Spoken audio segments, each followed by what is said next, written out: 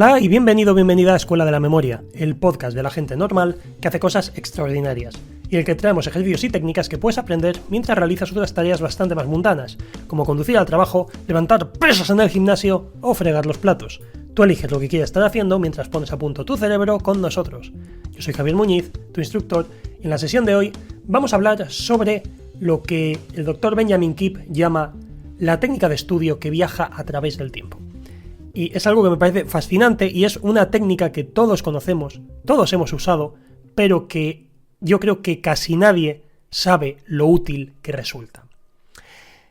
Para no darle más misterio, la técnica de estudio de la que hablo son los tipo test o la autoevaluación. No me refiero necesariamente a un examen de tipo test, sino a evaluarte, hacer un examen, hacer una prueba, hacer una autoevaluación para ver lo que sabemos. Y es de verdad que mucho más fascinante de lo que podáis imaginar. Así que, si os interesa el tema, quedaos conmigo unos minutitos que os voy a contar todo.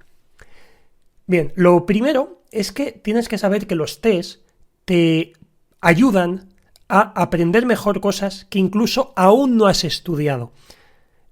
Esto es bastante raro, pero es así y tiene su explicación. Veámoslo con un experimento.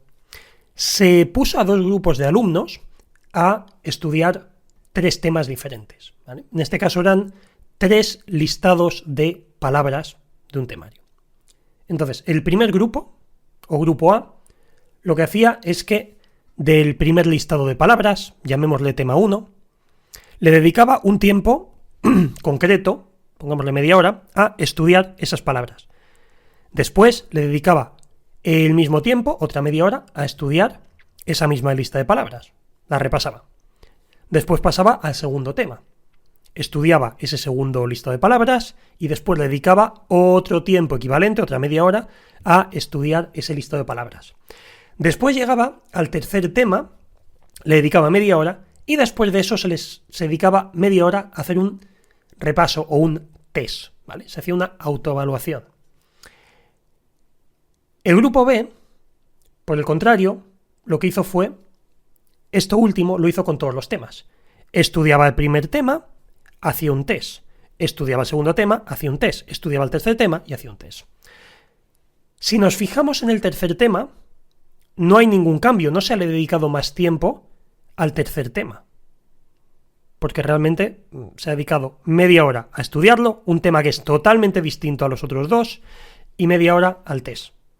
Entonces, el resultado de ambos tests no debería ser distinto. Sin embargo, los del grupo B, que habían hecho test en los 2 temas anteriores, que no tenían nada que ver con el tercero, mejoraron o duplicaron la cantidad de respuestas correctas con respecto al grupo A. Y esto es lo que me parece fascinante, que mejoraron los resultados aún sin haber hecho nada distinto con respecto a ese tema. Y esto sucede por varias cosas. La primera de ellas es que el hacer una autoevaluación o hacer una evaluación, cualquier tipo de test o prueba, ayuda a nuestro cerebro a organizar la información de forma más óptima. Entonces es algo que nos ayuda muchísimo a recuperar la información con más facilidad. También hay otra cosa que no siempre tenemos en cuenta. Nosotros en Escuela de Memoria con nuestros alumnos hacemos muchísimo hincapié en el tema del principio de interferencia mínima.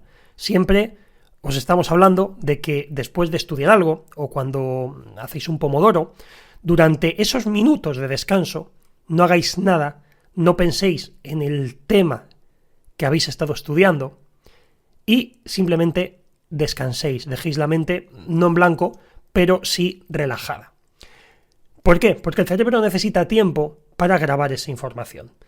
Y en este estudio lo que advirtieron es que se producía algo que se llama interferencia proactiva, que lo que quiere decir básicamente es que las palabras que había en los 2 primeros temas se iban mezclando con las del tercero, al no dejar tiempo a nuestro cerebro o no reestructurar la información, simplemente la estoy leyendo, estudio, paso siguiente, estudio, paso siguiente, estudio, y lo que ocurre es que se queda todo mezclado. Es como no dejar tiempo a que la pintura se seque y se te acaban mezclando todos los colores, porque lo entendáis de una forma muy visual y muy sencilla. Así que es importantísimo este proceso de evaluación, porque incluso este tipo de fallos de mezclar palabras y confundirlas, el grupo A llegó a tener hasta 10 veces más fallos de este tipo que el grupo B. O sea, esto es bastante significativo.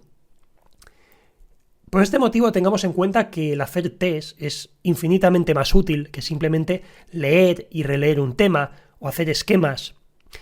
Es mucho más útil. Si hacemos, por ejemplo, esquemas o mapas mentales, siempre es importante que no sea una copia, que sea algo que salga directamente de nuestra memoria, de nuestro cerebro, que estructuremos la información como nos sea más natural, porque así vamos a ayudar a nuestro cerebro a que se reorganice mejor a nivel interno. De ahí lo de mapa mental y no esquema. Tenemos que transferir aquello que estamos imaginando, tenemos que plasmarlo en papel.